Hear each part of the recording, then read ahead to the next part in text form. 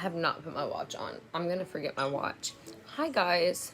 I'm about to have to go grab my watch or I'm gonna forget it. Good morning. How are you guys doing?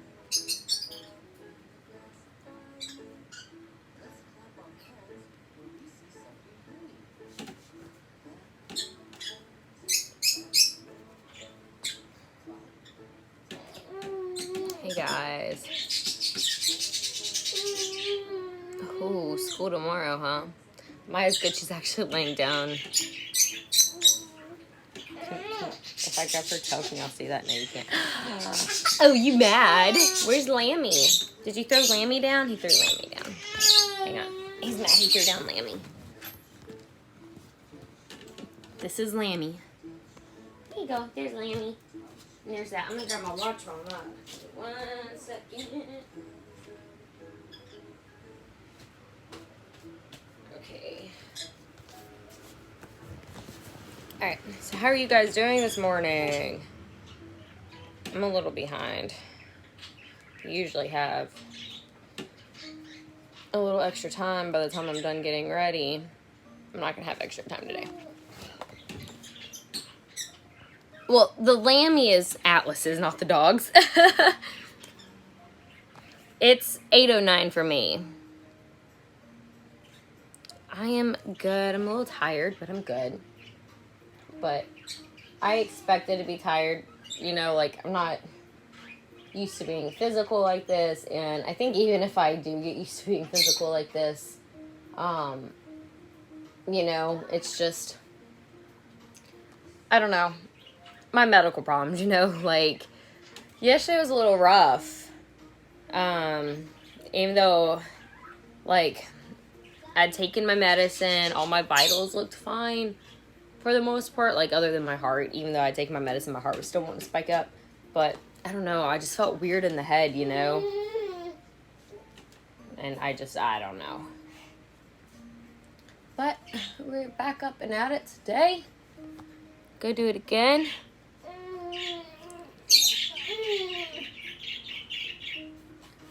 Ah, that is so cute.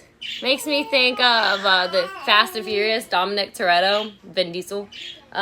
We just actually watched the new F9 the other night. Oh, it was so good. That's what Dom makes me think of. I guess that's why I like the nickname Dom.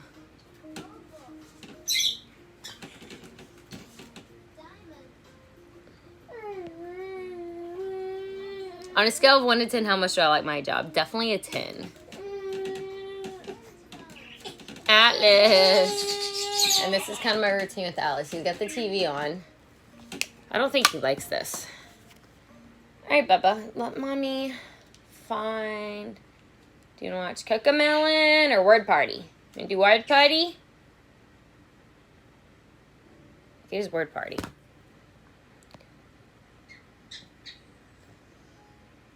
Hi, Sarah. Sorry you have POTS. I know it sucks. At least mine does. Mine sucks. So I just assume that everybody sucks. There's a word that I'm gonna have, and that word is fun. Yeah, Cocomelon. That's on here too, but I feel like he likes Word Party more. Cocomelon gets on my nerves more.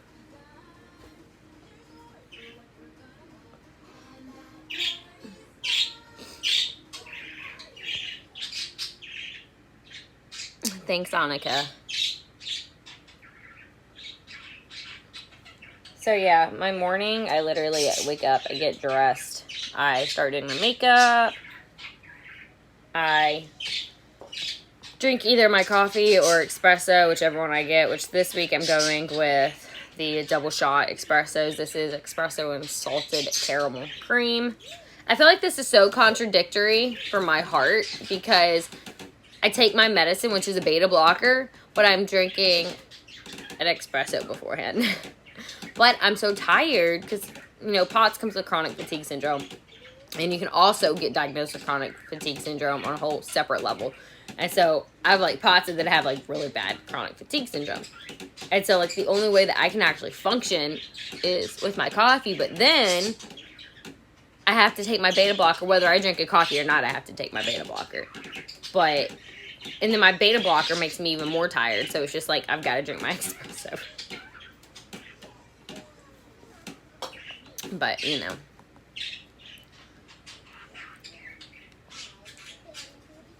I have 4 birds, 2 snakes, 5. Is it 5 chickens or 4 chickens now? I think 5 chickens.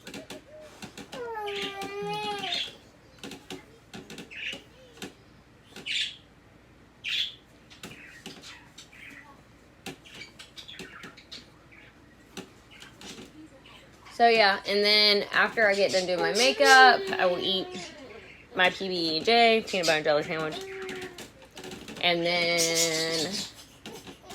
I will feed the baby, change the baby's diaper, change his clothes. Most of the time I feed him while I'm doing my makeup, so this may not work very well. Buds, hi. What can I give you to chew on? You don't want Lammy? You want this? Ooh, that's new, kind of. This probably isn't going to last very long.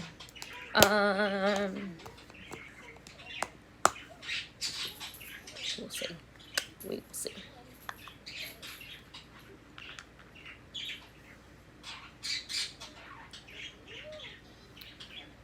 But yeah, and then after I get done taking care of the baby, if I haven't gotten everything in the car, I will do that, but usually I already have everything in the car. I try to do what I can the night before.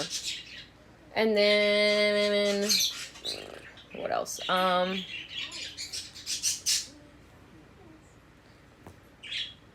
Maya goes out to use the bathroom. I give her a 1/4 cup of food just to help settle her stomach, because I usually only feed Maya at night. And so what I've been doing is giving her a 1/4 cup of food in the morning, though, since we're working, you know, to help settle her stomach and keep her stomach nice and easy for the day. Different tips for different types of dogs. You're saying overactive. Overactive how? Atlas! Blah, blah, blah, blah, blah. Hi. Here, are you going to on this water bottle? How's that? Oh, yeah. Something new.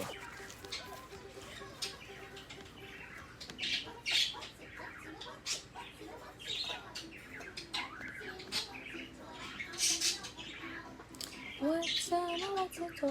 I wanna know.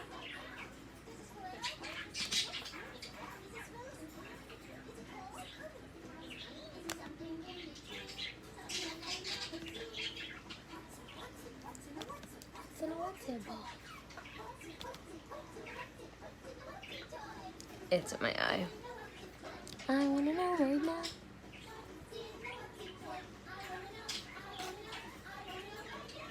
Making your coffee too. Yeah, I have 4 birds. He sees any distraction, he loses all focus no matter how much training he do.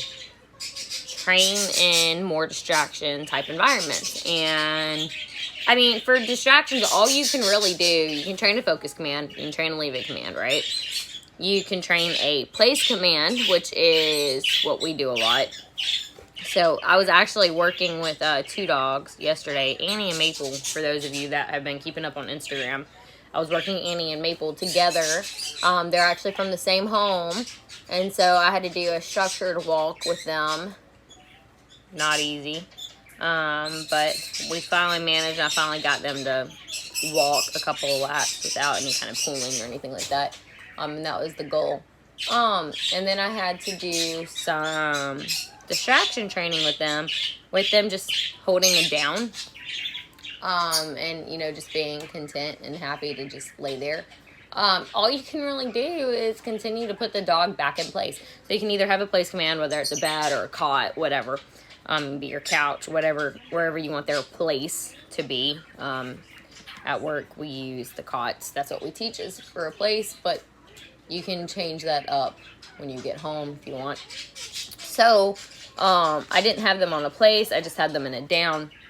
And every time they got up, I had a chair, a little folding chair, and I kept, you know, walking it weird and making it make noise, and then twisting it side to side, and then flipping it over, dropping it, just throwing the chair around. And Annie, she's a little more nervous, and so this was hard for her. Maple doesn't care. Maple just laid there and pretty much went to sleep. Annie, on the other hand, she's more nervous, so it's actually really helping her build some confidence. So Annie kept wanting to break it.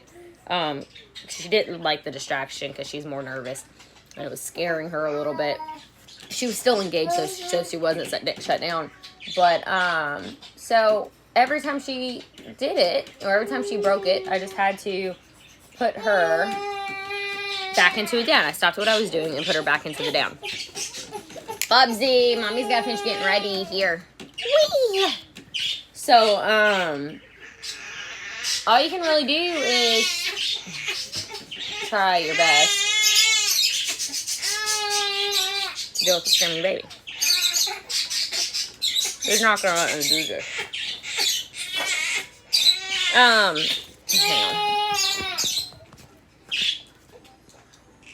Hi, love. Guys, is over TV today. Hi. Look. There. Ooh, who's that? Oh, is that a baby? Oh, that's my makeup. Who's in that? Who's that right there? That's a baby. Here, eat some mascara. Here, you can chew on that. That's fine. So yeah, all you can really do is continue to try to replicate the situation, and every time your dog gets up, put them back until they can hold it down with the distraction going on. You can't train a dog not to react to distraction if you don't have the distraction and then don't implement the training during the distraction. Does that make sense?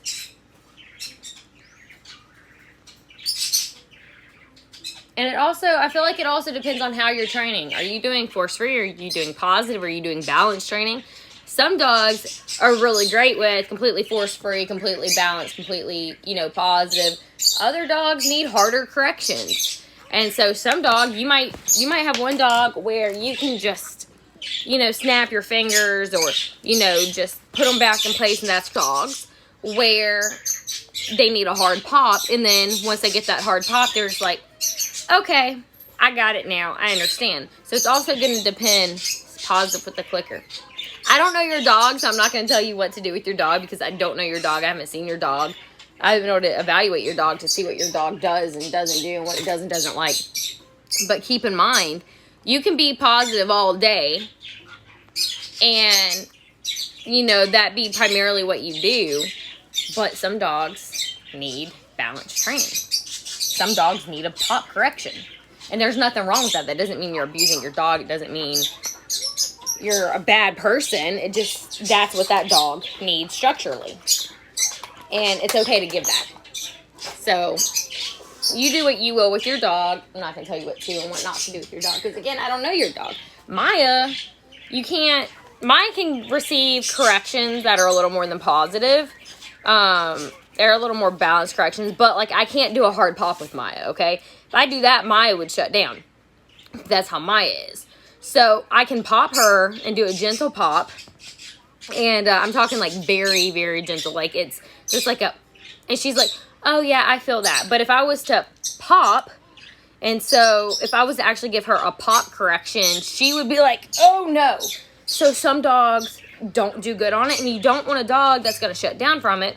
What time is it? You want a dog that is still going to be engaged. And so there's some dogs that I work with where, they need you to literally drag them and pop the hell out of them because of just how that specific dog is, right? But then there's other dogs where, just putting them back in place and not even doing anything, but just them breaking their place, putting them back to place is more than enough. Yeah, to pull the leash up is a pop. So if you don't ever do this with a prong collar if you're going to do a hard pop correction. You don't want to do that with you can do a choke chain, you can do a slip lead, and you can make a slip lead out of a traditional leash too. You would just put it through the handle and then make a noose and then put it on. So when the dog's doing something, you just pop. Now there's different levels of popping now. You don't want to yank the dog all 3 feet over here, but I've only seen one dog before that actually needed that, and that was because the dog was a little more aggressive, and that's just how they were having to handle the dog. But there are, for most dogs, just that quick pop is enough to, oh yeah, what do you want? You've got my attention now. But some dogs like Maya, you can just barely, and she's just like, yeah, got it. So you have to find out what that level is for your dog. Now, again, there's a difference between pop corrections and animal abuse. Keep that in mind. But I'm not going to tell anybody that's positive to change their training style. But if something's not working for your dog and you've been trying the same thing over and over, it might be time to try something new. And it's just food for thought. Buddy, you are moving and this is liquid.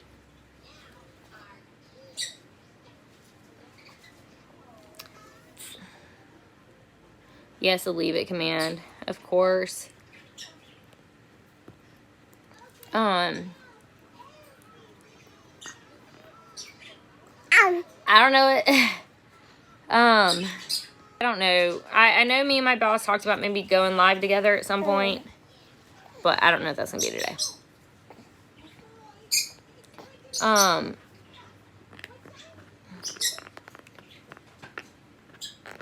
He's chewing on a mascara tube.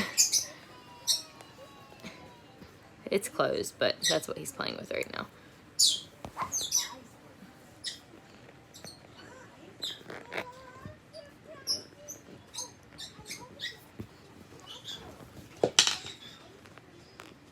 Thanks, buddy.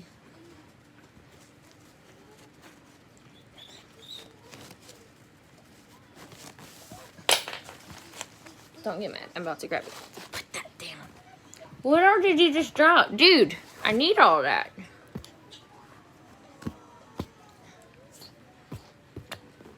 I am missing something else. Dude, you just got... Oh, God, he got that everywhere. Here. Here. Oh. Atlas.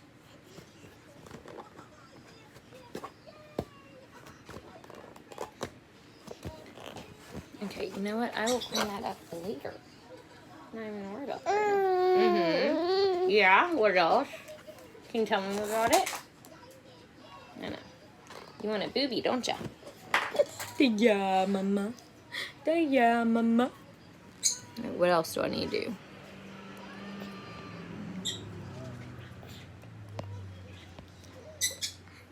On washing dogs, make it a positive thing. See, now, I really, I will always be more positive if I'm able to be. I prefer positive reinforcement. That is my preferred method of training. Force-free when you can. I love to do things force-free with Maya when I'm able to. Because she will do some things when she's kind of been going through a little bit of a fear stage. And it's in Walmart, and it's over there in the shoe section. You know, the little seats that you sit on that have the mirrors. All of a sudden, she doesn't like those.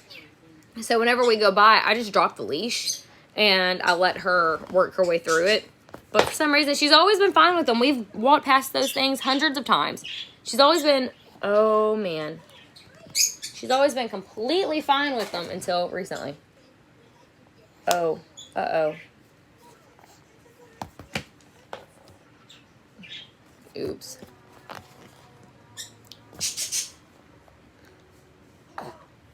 Okay. So yeah, she's always been fine with those until recently. But I just go force free with that. With positive, enforcement with treats. So I drop the leash and I let her work her way through that. So same thing with the tub. Maya, I can point at the tub, even though she doesn't like baths. She loves water, but she hates baths. I can point at the tub and say, get in. She walks over and she climbs herself into the bathtub. I am about to have to leave. But, yeah. So, the way I did that was treats, and I just made it a fun thing. And so now, she will climb herself into the tub.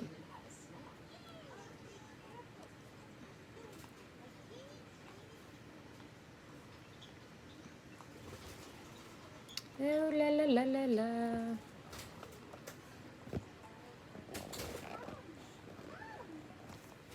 Buddy, don't make me mess up.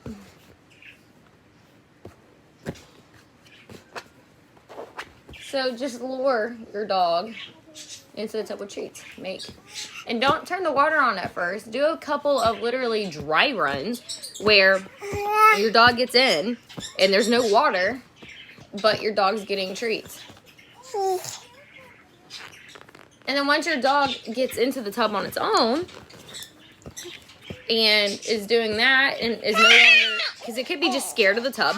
So once it's over whatever anxiety over the tub, then add an inch of water, or not even an inch. Just, make it a little wet on the floor. And then once your dog continues to get in with that, make it an inch of water. Once your dog continues to do that, make it 2 inches of water. Start turning the shower head on. There's ways you can work into it. It would really work with one eyebrow then. Okay. So I'm going to check your comments again really fast, but then I got to get off here because I got to finish my other eyebrow, do my mascara, feed him, which I'm going to do at the same time. Me and my are great. The kids come with me when I'm working, so they're able to be there with me. This one, it's still a balancing act, but they're able to be with me. So my boss actually has 4 kids, and they all go to work with him from time to time. They're up there with him. But we have the kennel room in a different room than where we're training. And so it's not like the kids are right there with like all the dogs. It's whatever dogs we're bringing up to train. And I'm not going to work a dog issue with the baby. And again, the baby's not on the floor in the dog's face. The baby's like up here. And then like Annie, oh my God, Annie's a sweetheart. So I've baby worn when training Annie, but that's just because of how Annie is. But some of these dogs, they come from home with kids and they're just fine. But you got to read the dog and know, okay, he's hungry. I got to go, guys. All right, I will see you guys later. Say bye. Say bye-bye.